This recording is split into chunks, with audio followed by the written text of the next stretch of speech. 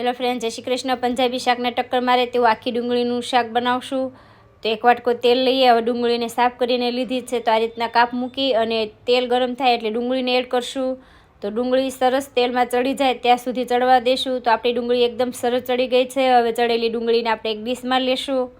હવે આ જ તેલમાં રાઈ, જીરું, તમાલપત્ર, લાલ મરચું, થોડા ખડા મસાલા, આદુ, મરચી અને લસણ ક્રશ કરેલા લીધા છે।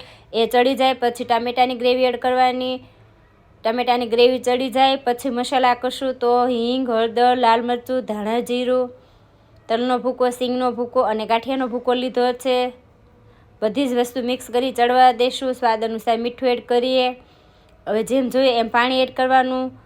બધી વસ્તુ ચડી જાય પછી ચડેલી ડુંગળી એડ કરશું, લીલું લસણ, લીલા ધાણા, થોડો લીંબુનો રસ, કાજુ, દ્રાક્ષ, થોડી ખાંડ એડ કરશું।